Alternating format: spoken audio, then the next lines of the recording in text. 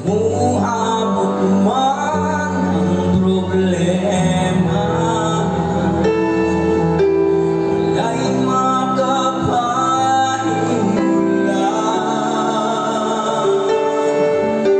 wala'y maikakumpara sa imong lugma.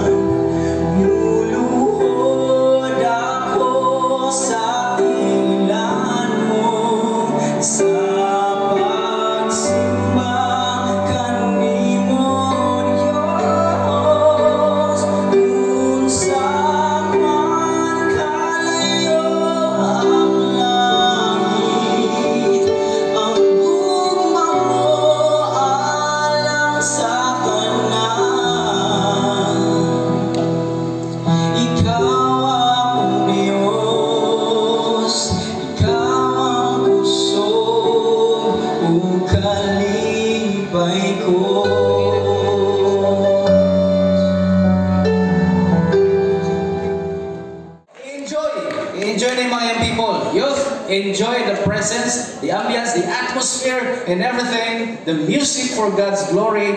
Enjoy kini. Most of all, the fellowship and the Word of God. Enjoy doon kay. About yung panahon, mato na po mo sa Dorcas. Whether you like it or not. Mato na po mo sa men's fellowship. Magpabiling yun nga doktrina. Holy and pleasing to God. Whatever kayo mong i-adapt sa inyong simbahan, mag-hymnal man ka, mag-contemporary, do it for the glory of God. And always remember that living sacrifices holy and pleasing to God. Dili gid pwede nga ang sala, hipo-hipoon sa loob simbahan. Dili gid pwede ang sala, gikan sa gawas, dalhon din simbahan. O kung sa inyong matag-usa ka simbahan, dili gid na pwede. Wala naman na ito, mga young people, ha? Your body is the temple of the Holy Spirit. O sulod diha sa imong lawas, gitagaan kita, managlahik nga mga gasa. Kay dako kayo ang gugma sa Dios Amahan, gihatag niya sa Ginoong Jesucristo, tungod og alang sa itong mga sala. Mo nang imong lawas karon, nagapanuktok si Jesus kung wala pa kay relasyon sa Dios. Dawata si Kristo diha sa imong kasing-kasing. Sa ligis siya nagpakamatay, ginubong na banhaw tungod alang sa atong mga sala. Ang kahintang sa kamatayon ni Jesus wala Jesus sama. Na kung i-research kini sa mga medical doctors, ang mga kayang tahion, ang mga samad kayang tahion, 7,000 stitches. More than 7,000 stitches. Pagdugsak sa sundalo siya kasing-kasing, idugsa sa sundalo kasing-kasing ni Jesus, naigo ang iyang kasing-kasing, gitira o mibuhagay ang daghang tubig o dugo. Kaya sumala pa sa medical doctors, pag grabing kahiubos, grabing kasakit nga imong masinati din sa kalibutan, magkatubig ang imong kasing-kasing. O gitawat ni Jesus, mo nang ingon siya, He prolonged His agony. Ipataas pa niya ang pag-antos tungod og alang sa atong mga sala. Mo na mga young people, pakiton ko ikaw wala pa ka nakasiguro sa iyong kaliwasan. Dawata si Jesus karon dayon. Sa ligi siya na nagpakamatay, ginubong og banhaw tungod og alang sa atong mga sala. Idugo ang mga ulo, ipiyaw nimo mga mata. Nagapanuktok karon si Jesus diha sa imong kasing-kasing. Dili siya pwede nga musulod kung dili ni mo siya pasudlon. Busa tuhui siya, dawata siya na imuhang personal na manlulumas. Follow these prayers, simple prayers. Sundan nga ikaw ang nag-ampo. Personally, heartily, sincerely. Do it after my prayers. With a loud voice. Follow this prayer.